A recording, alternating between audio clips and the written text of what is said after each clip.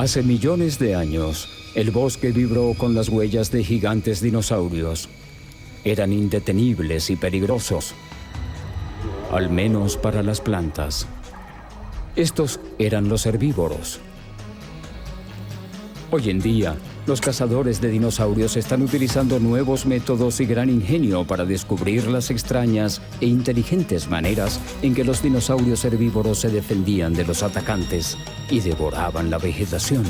Los expertos están revelando cómo algunos llegaban a crecer hasta ser los animales más grandes que hayan caminado sobre la Tierra y cómo otros se protegían con una magnífica y mortal armadura para tratar de sobrevivir. A medida que los científicos investigan más a fondo, descubren por qué estos aparentemente inofensivos herbívoros fueron los más abundantes y diversos de todos los dinosaurios. Grandes o pequeños, igual dominaban la tierra de los gigantes.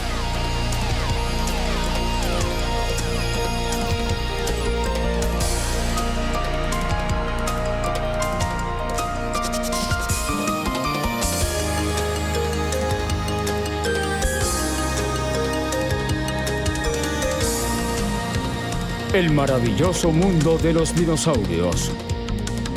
La tierra de los gigantes. Conozcan a Nancy, el dinosaurio de exhibición más grande del mundo. Se eleva a 3 niveles del suelo y pronto será más grande que un camión de 18 ruedas. De esta manera, estará en el centro del escenario del Festival Internacional de Dinosaurios, una exposición viajera de dinosaurios. Pero primero el personal tiene que terminar de desempacar sus 250 huesos. Más de la mitad son reales, descubiertos en Mongolia por una expedición china. El resto son de tamaño real.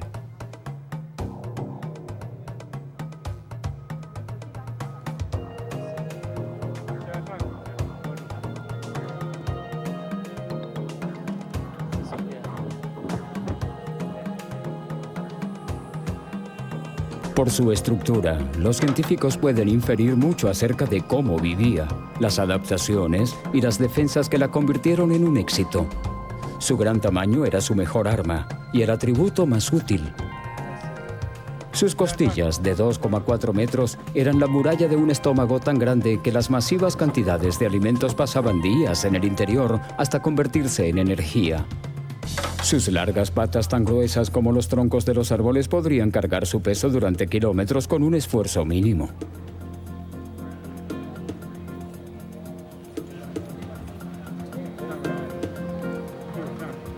Sus enormes pies eran del doble de los del elefante. A medida que caminaban, dejaban un rastro de cráteres en el suelo que revelan pistas sobre su forma de moverse y a dónde se dirigía. Nancy forma parte del grupo de uno de los dinosaurios más grandes, llamado Saurópodos. Sus restos se encuentran en los sedimentos jurásicos y los primeros cretácicos, hace unos 200 o 100 millones de años. Fue entonces cuando eran los dinosaurios herbívoros los dominantes. Los saurópodos tenían una variedad de características que se dividen en 2 extremos. Por un lado estaban los diplodocus. Tenían una larga cola, unas patas delanteras relativamente cortas y unos delgados dientes similares a un lápiz. Por otro lado estaban los brachiosaurios. Sus patas delanteras eran más altas. La cola era más corta, el cuello más vertical y tenían dientes grandes en forma de espátula.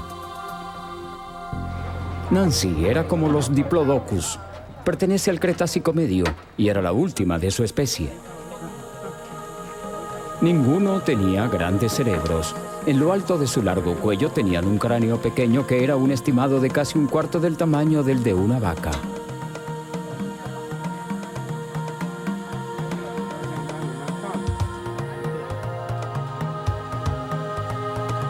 En el otro extremo tenían una enorme cola que podía hacer que los atacantes salieran volando con un simple movimiento. ¿Cómo eran en realidad estos gigantes dinosaurios? ¿Cómo un animal podría ser tan grande? Es un rompecabezas que desafía a los científicos. Mientras que unos se basan en la tecnología de vanguardia, otros buscan respuestas en experimentos bastante simples.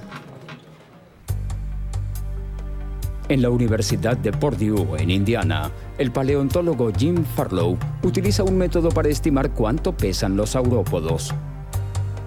Comienza con un modelo del dinosaurio. Sus proporciones se basan en la evidencia fósil y en los modelos a escala. Lo sumerge en un recipiente con agua y mide cuánto aumenta. Eso le da el volumen del modelo. Luego, sabiendo la escala del modelo, puede averiguar el volumen de los dinosaurios reales y convertirlo en peso. Los cálculos de Farlow muestran que un gran saurópodo podría haber pesado cerca de 60 toneladas. Los grandes saurópodos, los que habrían estado en el extremo superior del rango de tamaños, son animales que pudieron haber pesado 10 o tal vez hasta 20 veces más que un gran elefante. Y eso es algo que nuestra mente encuentra difícil de comprender. Como sucede a menudo en la ciencia, la solución de un rompecabezas lleva al otro. Por lo tanto, la pregunta es, ¿por qué eran capaces de crecer tanto cuando hay muy pocos mamíferos terrestres que han sido capaces de hacer lo mismo? Bueno, si les soy sincero, realmente no se sabe, pero puedo ofrecerles algunas conjeturas que hemos sacado. Farlow y otros científicos creen que la era de los saurópodos se había vuelto más verde que la anterior. La evidencia muestra que los niveles de dióxido de carbono aumentaron. Dado que las plantas utilizan dióxido de carbono como alimentación, la vida vegetal floreció. Con más comida para comer, los saurópodos podrían crecer a grandes escalas. Pero Farlow piensa que estas plantas eran de grado bajo y pobres en nutrientes. Entonces, ¿cómo los saurópodos pudieron crecer y mantenerse grandes con tales alimentos? Para aprender más sobre los grandes herbívoros, Farlow visita la granja de Jed Friel en Auburn, Indiana. Aquí estoy, Jed. ¿Estoy bien aquí? Sí, claro, ven. Bien, pondré el seguro. Jed cría una de las manadas de herbívoros más famosas hoy en día, las vacas.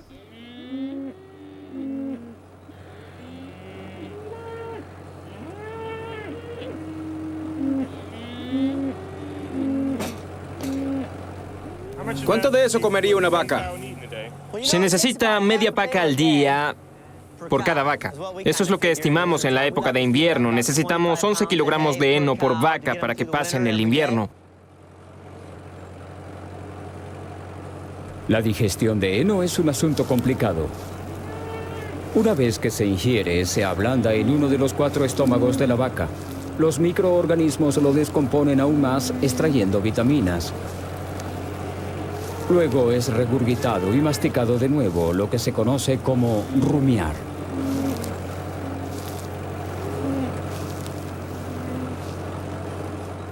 Los saurópodos también tenían buena digestión.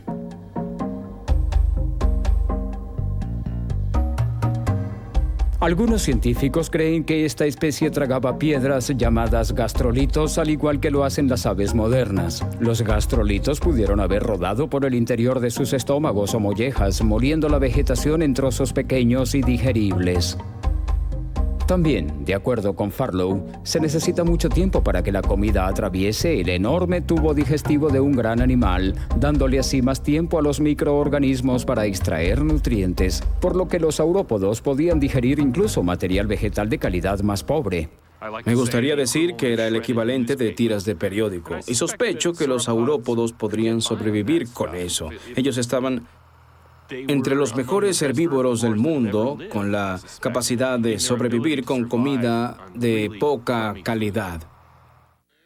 Los saurópodos nacieron para comer. Tomaron el máximo provecho de cualquier vida vegetal que crecía alrededor de ellos. Pero ¿cuánta cantidad de comida ingería uno de estos gigantes? Bien, si Jed alimentara a saurópodos en lugar de vacas, probablemente necesitaría mucha más tierra.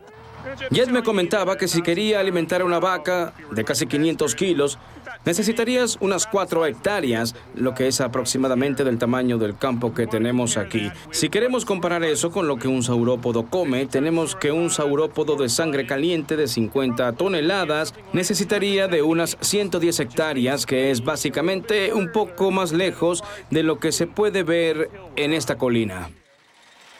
Un solo saurópodo podía consumir casi 317 kilogramos de vegetación al día. Eso sí es de sangre caliente.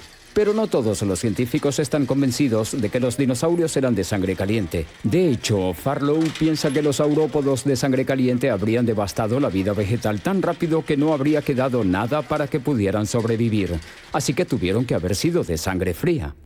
Los animales de sangre caliente, como las vacas, necesitan mantener alta su temperatura interna, ingiriendo muchos alimentos. Los animales de sangre fría, como los lagartos, dependen del sol para calentarse, por lo que comen menos. Si fueran de sangre fría, un saurópodo todavía tendría que comer casi 113 kilogramos de plantas todos los días. Ya sea de sangre caliente o fría, los saurópodos debieron haber tenido un apetito voraz. Se encaminaron a través de los bosques, devorando el paisaje. Con cada paso atronador, dejaron un rastro de pistas haciendo alusión a su comportamiento. Pistas que están siendo descubiertas ahora, millones de años más tarde, por nuevos expertos en dinosaurios.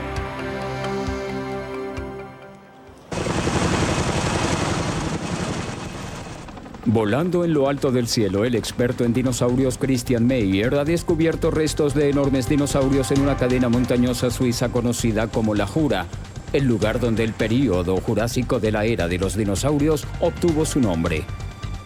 Ha descubierto rastros de dinosaurios aquí, cubriendo una superficie 3 veces el tamaño de la ciudad de Nueva York. Se llaman Megatraxai. Meyer sabe que los huesos pueden decir mucho acerca de la anatomía, pero solo las huellas pueden revelar pistas sobre los movimientos de los dinosaurios.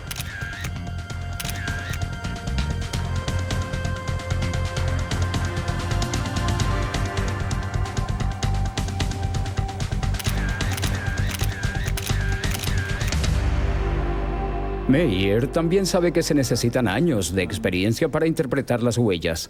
Así que le pide ayuda al experto en huellas, Martin Lockley, de la Universidad de Colorado en Denver. La primera tarea del día de Lockley, Meyer y la asistente Dorothy Hippler es mapear el área mediante fotografías aéreas. Ellos examinan las fotos para establecer el patrón y la dirección de cada huella, que genera pistas sobre el comportamiento de los dinosaurios. Pero a veces, las irregularidades en las rocas pueden enmascararse como huellas de dinosaurios. Algunas de estas parecen huellas, pero no lo son. Por cada huella buena, es probable que haya al menos una mala. Hasta ahora, Meyer ha descubierto casi 15 huellas independientes repartidas por todo el Megatraxai.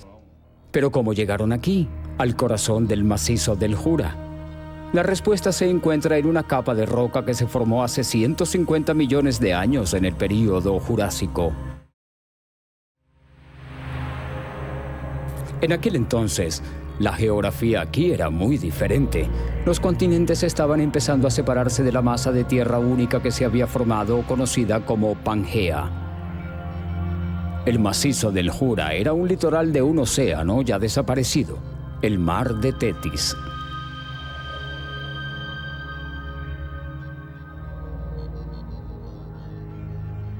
Después de que los dinosaurios pisotearan una costa empapada, el sol y el viento secaron sus huellas, que se endurecieron como el hormigón.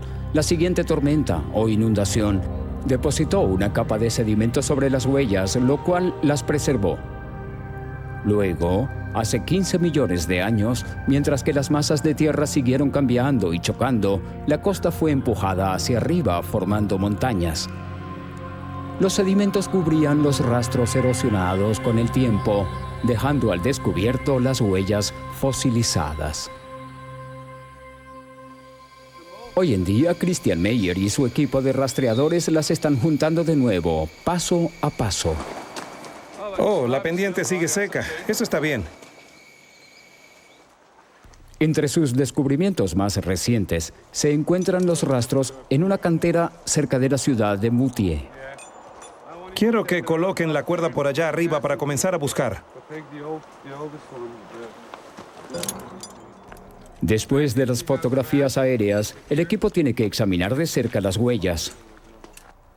Así que han puesto pernos de rapel en la roca para subir.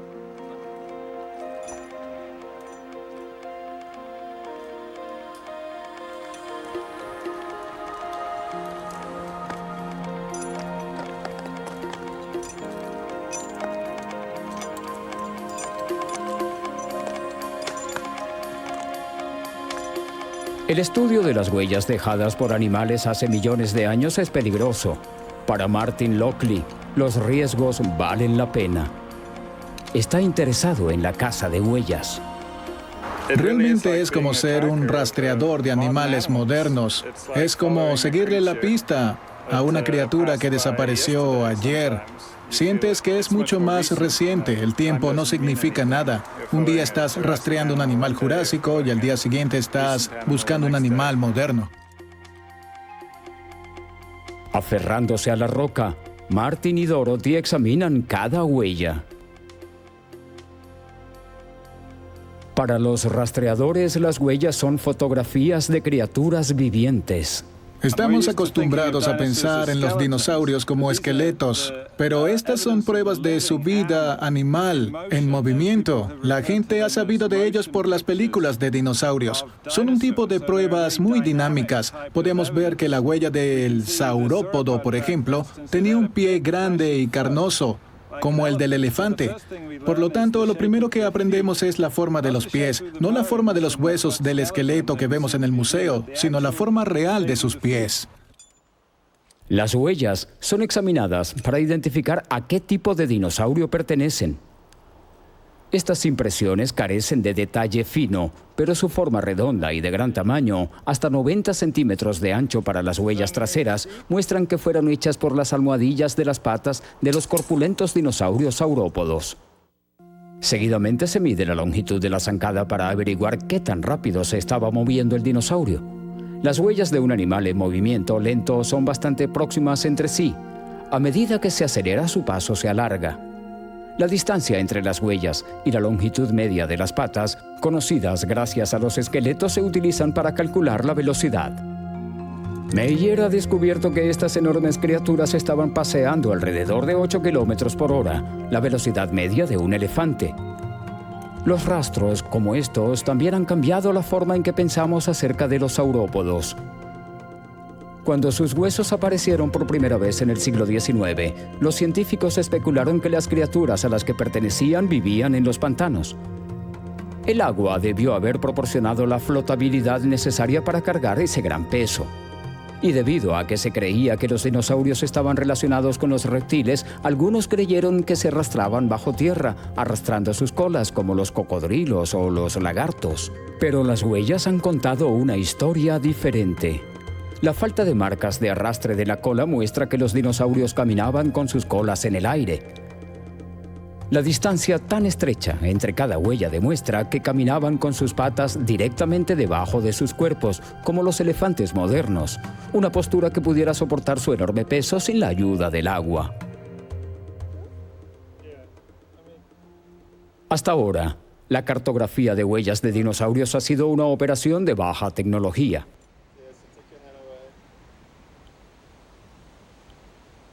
¡Spiegel, detente! Hoy en día, Christian Meyer está probando un nuevo método que utiliza láser y computadora. El dispositivo dispara un rayo de luz a un pequeño reflector colocado en una huella. Al medir el tiempo que se tarda en volver el rayo de luz, el computador calcula la distancia a la huella. Es muy sencillo. Puedo hacer esto de esta manera. Puedo poner un punto en esta área y se calcula de inmediato. La superficie aparecerá aquí. Estoy esperando los resultados. Bien, sí, será Creo que será grandioso. maravilloso. También se registra la profundidad de cada huella. A partir de los datos, el computador generará un mapa en 3D del sitio. Debido a que las huellas de la misma profundidad se hicieron al mismo tiempo, Meyer será capaz de señalar un rastro individual de múltiples cruces con el clic de un mouse.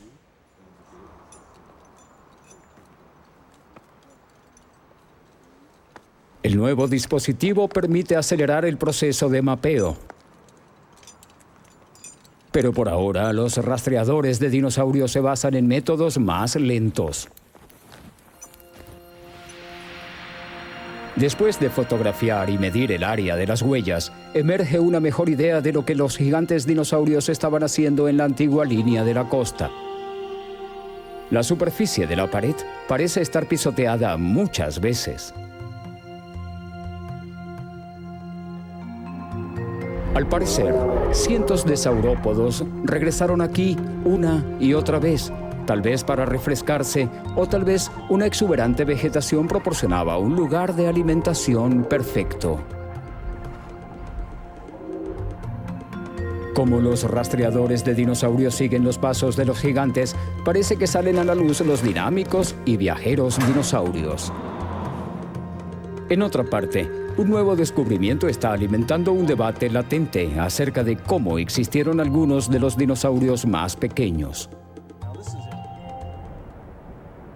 Estas son las tierras baldías de Dakota del Norte.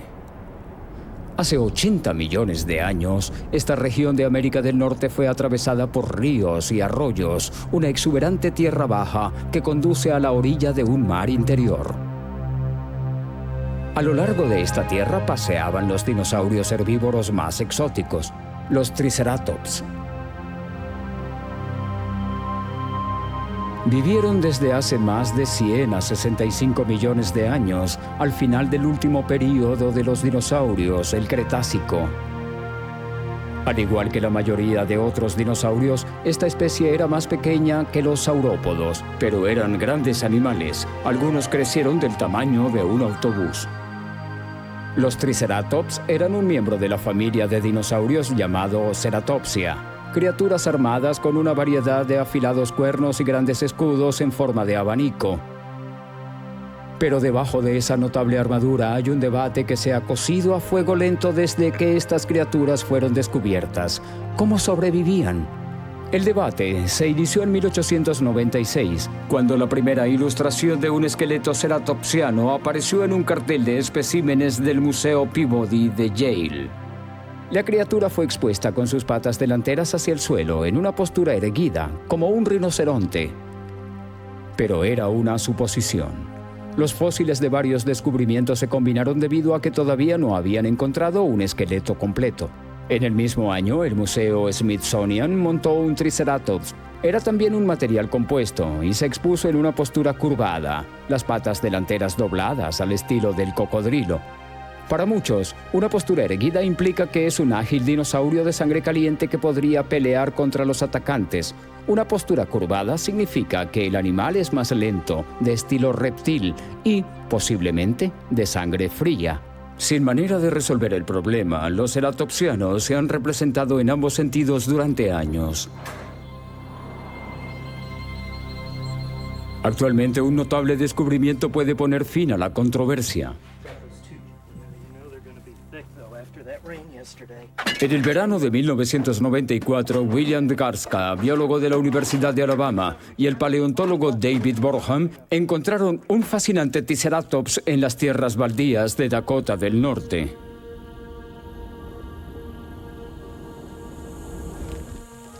Garska había pasado semanas recorriendo la tierra en busca de restos de dinosaurios. Un día, cuando se encontraba en una colina, vio algo que parecía un hueso de costilla sobresaliendo de la tierra. Se puso en contacto con Borham, armaron un equipo y establecieron un sitio de excavación. Al encontrar más y más huesos, Garska y Borham se dieron cuenta de que habían tropezado con el esqueleto de Triceratops más completo jamás encontrado. Debido a los millones de años, los esqueletos de dinosaurios tienden a estar rotos y dispersos en una zona amplia. Pero este esqueleto estaba articulado. La mayor parte de los huesos aún estaban conectados. Llamaron a su hallazgo Raymond.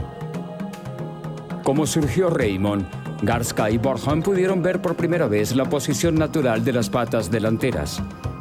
Estas estaban directamente debajo de su cuerpo. Raymond y todos sus parientes ceratopsianos deben haber tenido una postura vertical. ¿Se había acabado entonces el debate? Parecía que sí, pero Rolf Johnson del Museo Público de Milwaukee tiene algunas dudas. Antes del hallazgo de Raymond, Johnson hizo un descubrimiento. En una expedición en 1981, su equipo encontró la pieza completa de un hombro y la pata delantera de un torosaurio, otro ceratopsiano. De vuelta en el museo, ideó una ingeniosa manera de probar cómo los huesos se unen correctamente. Hizo moldes de plástico de ellos, los cuales conectó con articulaciones de metal. Para simular los músculos, utilizó correas elásticas, fijándolas a la parte de los huesos donde demostraban evidencia de las inserciones en los músculos reales.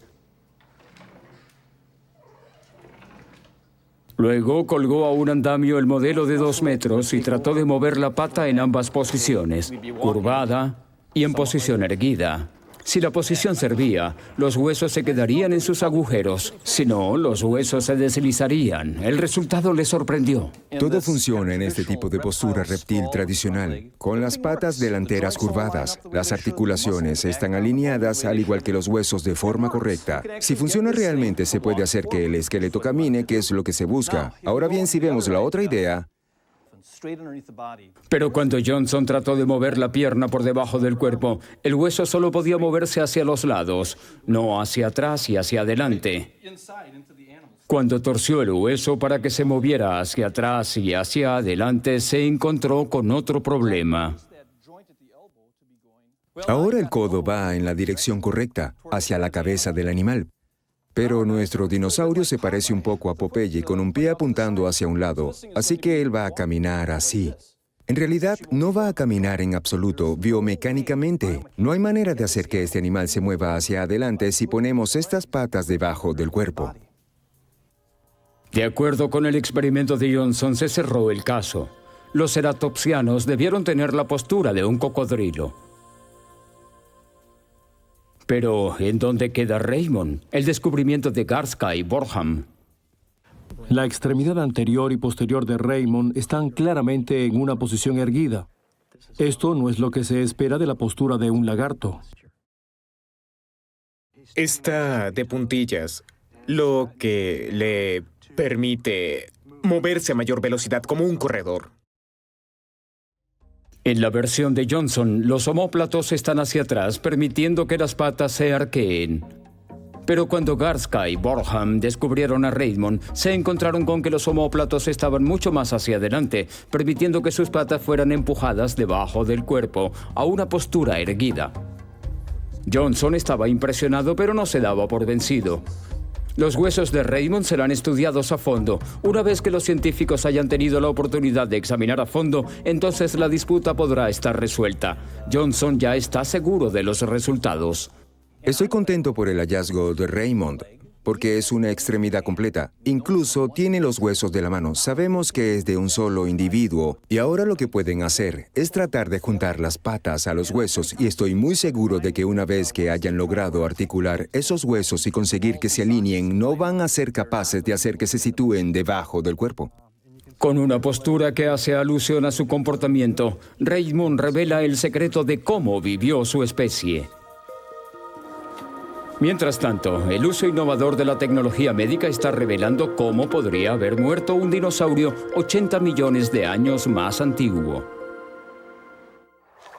Los estegosaurios eran dinosaurios de aspecto inocente que se alimentaban de la vegetación jurásica de hace unos 145 millones de años. Pero en caso de necesidad, estas dóciles criaturas tenían lo necesario para defenderse de los dinosaurios depredadores.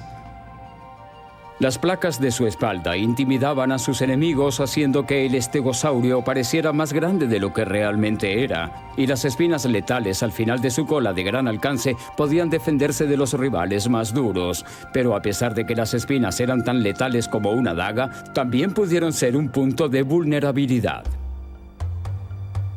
Julio de 1992. En una ubicación remota en Colorado, se descubrió un inusual esqueleto de estegosaurio. En el fondo de un profundo barranco se encuentra atrapada una de las muestras más completas que se han encontrado. Con la mayoría de sus huesos todavía incrustados en la roca, estaba listo para ser sacado del cañón. Al principio de la excavación, el paleontólogo Ken Carpenter y su equipo descubrieron que el esqueleto, el cual estaba bien conservado, tenía deforme una espina de la cola. Esto despertó su curiosidad. Pero antes de que pudieran estudiarlo, tendrían que llevar el estegosaurio al laboratorio. A medida que se retiraba la capa final de la roca, el equipo se enfrentó a un problema. El esqueleto era demasiado pesado para levantarlo. Decididos a sacarlo, pidieron refuerzos. Un helicóptero del ejército de Estados Unidos fue enviado para transportar los restos. Así podrían ser llevados al Museo de Historia Natural, donde Carpenter podría estudiarlos a fondo.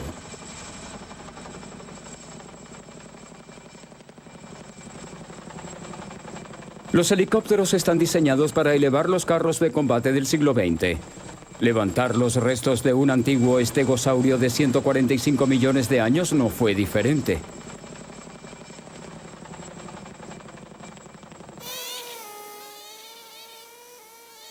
De vuelta al laboratorio del museo, los técnicos retiraron cuidadosamente los huesos de la roca.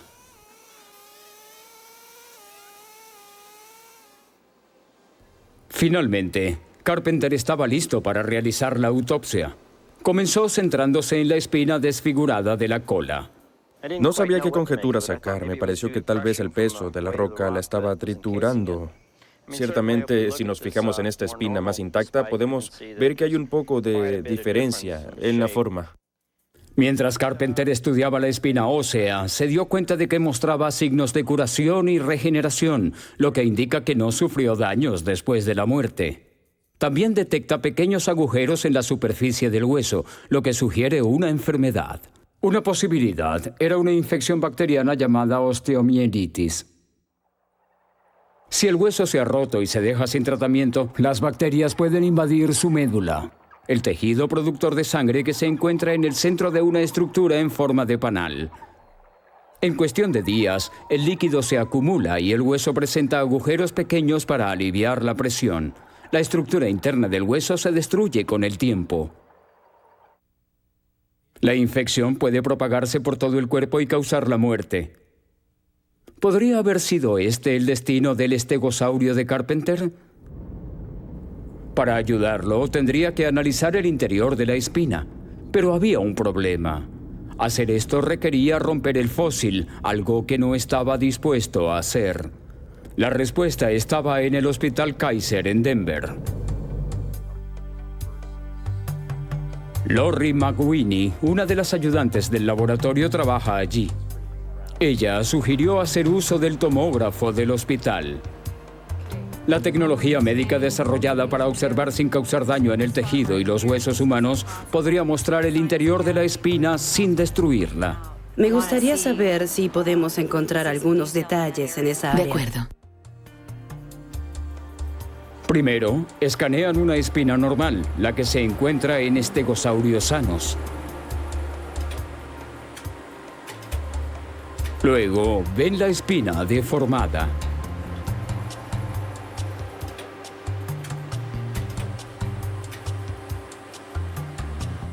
Finalmente, se comparan los resultados. Esto representa una cola normal. Se puede ver el exterior del hueso representado aquí. La médula ósea está en el centro. Esta es la espina patológica. Se puede ver el exterior del hueso, pero la médula ósea ya no está donde debería estar. En la espina infectada, la estructura con forma de panal de abeja de la médula interna no está. Una clara señal de que no fue aplastada por la roca, sino destruida por las bacterias antes de que la criatura muriera. Ahora Carpenter puede estar seguro de que el estegosaurio sufrió de osteomielitis, posiblemente a causa de una espina trasera rota. Pero ¿cómo se rompió la espina el dinosaurio? Pudo haber sido víctima de una pelea. Las armaduras de los estegosaurios están a la vista. Pero el experto en dinosaurios Bob Bakker ha sacado algunas conclusiones acerca de las defensas de los dinosaurios saurópodos, aparte de su tamaño, que no son tan evidentes. Bakker afirma haber descubierto el secreto de cómo se protegió el saurópodo que él llama brontosaurio. Estoy debajo de la parte más vulnerable del brontosaurio.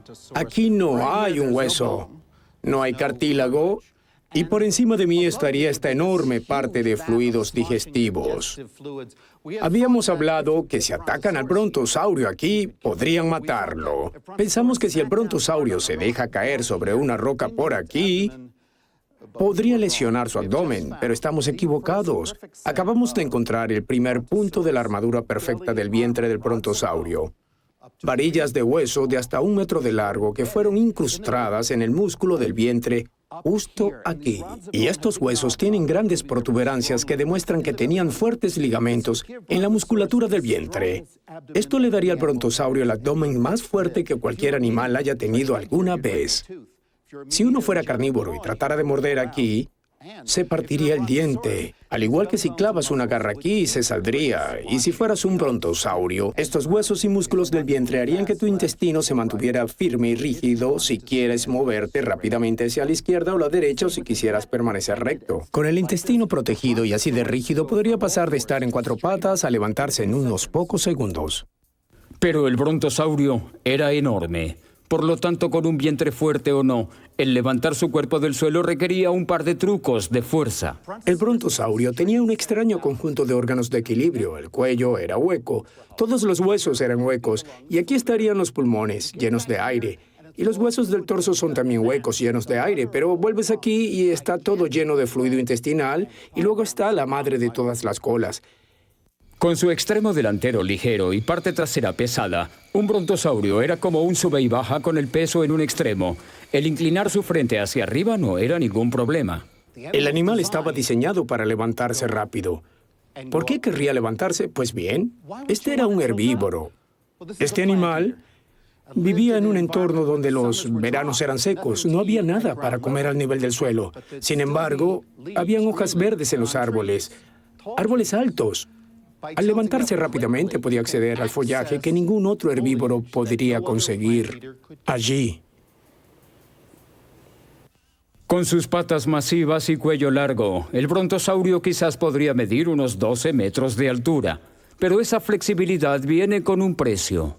Este es el extremo delantero y hay 2 problemas aquí, están relacionados. Número 1, el cuerpo está diseñado para inclinarse hacia arriba, ¿es verdad? ¿Cómo va a correr la sangre desde el corazón hasta llegar arriba a la cabeza? Parece imposible. El problema número 2, este animal tiene un pequeño cerebro, más pequeño que sus antecesores. La evolución del brontosaurio redujo su nivel intelectual. ¿Están relacionados los 2 problemas? Sí. El brontosaurio sobreviviría mejor si pudiera levantar su parte trasera y alcanzar esas plantas. La única manera de conseguir esas plantas sería eliminar la necesidad de que la sangre sea bombeada hasta la cabeza. ¿Cómo se logra eso? Eliminando el cerebro. En este caso, reducir el cerebro era adaptivo. Los cerebros pequeños no necesitan un flujo constante de sangre. Realmente, este es un logro de alta tecnología de 18 toneladas. Es increíble. Quizás, pero no todo el mundo está de acuerdo. Hay una teoría alternativa. Dice así: el brontosaurio tenía un corazón tan grande que podía bombear sangre hacia arriba a la velocidad de una manguera de bomberos. Podía bombear esa sangre hacia la cabeza, incluso cuando ésta se encuentra muy arriba. Pero ¿qué sucedería cuando el brontosaurio bajara la cabeza? El flujo de sangre haría que el cráneo soplara esa sangre al resto del esqueleto. Puede que nunca sepamos con certeza el tamaño del corazón que tenía el brontosaurio, pero sí sabemos que su especie era enorme. Y si el tamaño era su mejor defensa, tal vez el saurópodo más seguro sería el más grande, un honor ahora otorgado a un dinosaurio descubierto en las tierras agrestes de Argentina.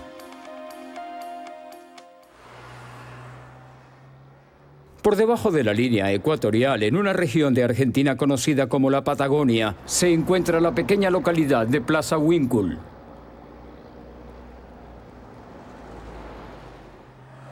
Su pequeño museo alberga los restos de lo que podría ser el dinosaurio más grande que jamás haya existido. Con un toque patriótico ha sido nombrado Argentinosaurio. Durante los últimos 8 años, el paleontólogo Rodolfo Coria y su equipo han hecho el montaje de los huesos de este saurópodo previamente desconocido del período Cretáceo. Pero incluso con la criatura todavía en pedazos, Coria cree que los huesos masivos no dejan ninguna duda acerca de su tamaño.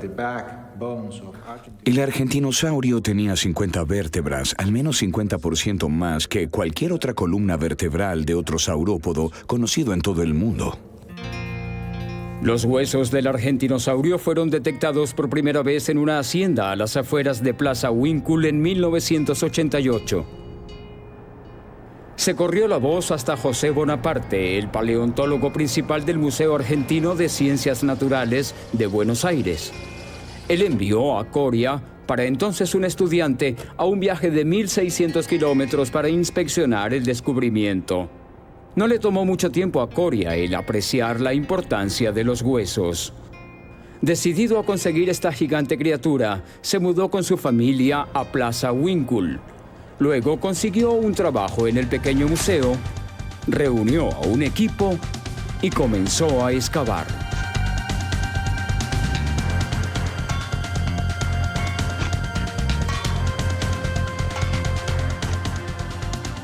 Después de muchos meses de trabajo duro, él y su equipo sacaron suficientes huesos como para comenzar a llevarlos al museo. Una vez allí, prosiguió la limpieza cuidadosa de los huesos y Coria empezó a pensar en la gran importancia de su enorme dinosaurio. Al parecer, el argentinosaurio se había convertido en el más reciente de una serie de descubrimientos de los dinosaurios más gigantescos. Empezó hace un siglo, cuando los dinosaurios fueron descubiertos en el oeste de Estados Unidos. Entonces surgió una rivalidad entre dos grandes paleontólogos, Edward Drinker Cope de Filadelfia y Othniel Charles Marsh de la Universidad de Yale. Rápidamente se convirtió en una de las batallas más feroces de la ciencia moderna. Las hostilidades se intensificaron en 1877, cuando un enorme lecho de hueso fue descubierto cerca de Como Bluff, en Wyoming. Según la leyenda, los equipos enviados por Marsh y Cope mintieron, incluso destruyeron los fósiles para evitar que sus rivales los descubrieran. Durante 12 años, estas destructivas guerras causaron estragos. Al final, los rastreadores de Marsh desenterraron algunos de los huesos más grandes jamás encontrados. Entre ellos había un esqueleto casi completo que Marsh luego apodó como brontosaurio. Tenía un estimado de 23 metros de largo y 4,5 metros de altura, casi tan alto como un edificio de un piso, y tenía la longitud de unos 5 autos de tamaño medio. Un nuevo gigante apareció en 1910, cuando el Museo de Berlín hizo una de las mayores excavaciones de dinosaurios de todos los tiempos al este de África. 500 hombres trabajaron para extraer 250 toneladas de huesos de dinosaurios. Su mayor premio fue un brachiosaurio. Con una altura de 12 metros y una longitud de 26, sigue siendo el dinosaurio más grande ensamblado en un museo. Era más alto que un edificio de 3 pisos y tan largo como 6 autos. Pasarían 70 años antes de que se descubriera un dinosaurio aún más grande. En 1979, en Colorado, se descubrió un dinosaurio que era tan grande que se llamaba ultrasaurio. Se levantaba casi 3 metros de sus hombros y posiblemente se extendía a más de 30 metros de largo. Era como tener la longitud de un edificio de 4 pisos de altura y la amplitud de 7 autos. 6 años más tarde, a partir de un afloramiento rocoso en Nuevo México, llegó el dinosaurio más largo que se haya encontrado, el reptil terremoto, el Seismosaurus. Tenía una postura horizontal, pero el Seismosaurus podía alcanzar la altura de un edificio de 3 pisos. Con su larga cola en forma de látigo, se estima que alcanzó los 45 metros de largo, casi la longitud de 9 autos. ¿Y qué hay del argentinosaurio? ¿Cómo se compara? Podía haber llegado a los 36 metros y medio de largo y 18 metros de altura, lo que son 5 pisos de altura y cerca de 8 autos de largo. En tamaño promedio, Coria cree que el argentinosaurio es el dinosaurio más grande que se haya encontrado. Los huesos del argentinosaurio representan a un animal de 100 toneladas de peso, lo que equivale a 20 elefantes africanos todos juntos en el mismo cuerpo. Hoy en día, el equipo de Coria ha puesto al descubierto todos los huesos que encontraron. Ahora, Coria se enfrenta a un nuevo reto: encontrar un lugar lo suficientemente grande como para albergar al esqueleto. ¿Pero cuánto tiempo el argentinosaurio mantendrá su récord? No se sabe a ciencia cierta, pero un nuevo retador ya se está preparando para salir a la luz. La caza de dinosaurios solía significar excavar grandes cantidades de tierra para encontrar fósiles. El geofísico Alan Witten de la Universidad de Oklahoma espera cambiar eso. Ha fusionado armas de fuego y tecnología informática con conocimientos geofísicos y consiguió un método para localizar huesos de dinosaurios a grandes profundidades. Witten ha llegado para ayudar a un colega a encontrar los restos de un saurópodo gigante del Cretácico inferior hace unos 110 millones de años. Puede ser que bata el récord, pero tienen que encontrar más para estar seguros. Aquí, en el sureste de Oklahoma, el paleontólogo Richard Cifelli y su equipo ya han excavado 3 gigantescos huesos del cuello. Nuestra hipótesis es que este sea el 7º hueso del cuello. Se encuentra más o menos en la mitad del cuello y es mucho más grande que el brachiosaurio. Me refiero a que esto es mucho más grande que el brachiosaurio, el cual es un animal enorme. Por lo tanto, este podría ser el rival del dinosaurio más grande que se haya encontrado. Pero justo cuando Cifelli pensó que podía estar cerca de descubrir al dinosaurio más grande, su suerte se acaba. Encontramos este cuello y, de repente, llegó a su fin, por lo que nos está faltando la gran mayoría del esqueleto de este enorme animal. Debemos saber dónde está. No podemos excavar por siempre, no es práctico. Es hora de llamar a Alan Witten y a su equipo. En primer lugar, tiene que rasparse la superficie del suelo, al igual que el suelo compacto. Luego, Witten puede empezar a buscar más huesos. Usa una enorme escopeta calibre 8 montada sobre ruedas.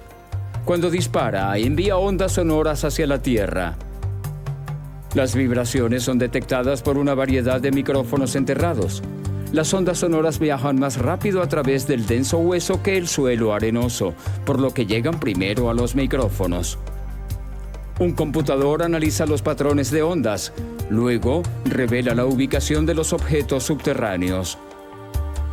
Con su dispositivo, Witten podría ser capaz de decirle a Cifelli dónde cavar.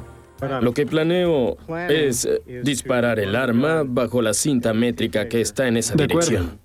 Disparando cada 60 centímetros y lo conseguiremos en un corte vertical, una imagen de una sección vertical justo por debajo de esta cinta métrica. ¿Te parece bien? Con la serie de micrófonos en su lugar y la señalización del computador, Witten comienza. Su ayudante se queda con el computador para confirmar la transmisión. Pues bien, ¿qué obtuvimos? Incluso con la ayuda de la tecnología, es difícil localizar los huesos de dinosaurios a gran profundidad. Pero Witten no se dará por vencido tan fácilmente. Ha traído otros dispositivos. Uno de los más prometedores es el georradar, o GPR. Ha sido utilizado durante años en la arqueología, pero ahora se ha adaptado a la paleontología. En lugar de las ondas sonoras, las ondas de radio del GPR penetran en la Tierra. Estas ondas responden a la composición química de un objeto en lugar de la densidad, y los resultados son fáciles de leer.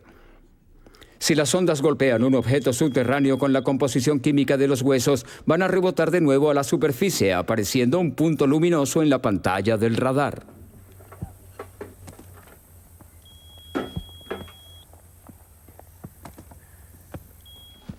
A pesar de los avances tecnológicos, a veces los huesos se encuentran por pura suerte. Cifeli encontró otros más mientras excavaban en el lugar. Detuvimos la excavadora en el momento preciso. Eso se vino abajo más o menos a este nivel, justo donde teníamos esas bolsas. Nos hubiésemos movido otros 7 o 10 centímetros y habría sido un desastre. Si la obra de Witten tiene éxito, se evitarán llamadas de atención como estas y se revolucionará la caza de dinosaurios. Pero el uso de la geofísica en la exploración de dinosaurios está en sus primeras etapas, y esta vez los huesos del gigante han sido difíciles de encontrar. El resto tendrá que esperar. Con nuevas mejoras, Witten confía en que su tecnología será un eco del futuro que nos ayudará a ver profundamente hacia el pasado. Los sutiles diseños de dinosaurios herbívoros no dan pistas tan fácilmente. Sin embargo, la tecnología actual ha ayudado a unir las piezas de las adaptaciones y comportamientos que les ha permitido sobrevivir en un mundo de feroces depredadores. Al final, es la energía y la imaginación de los hombres y las mujeres lo que ha ayudado a entender mejor estos únicos dinosaurios. Y recreando un mundo que se había perdido millones de años antes de que el primer ser humano apareciera. Hoy en día, se han descubierto los huesos de tal vez solo un 1% de todas las especies de dinosaurios que vivieron. Imagínense lo que todavía está esperando por ser encontrado.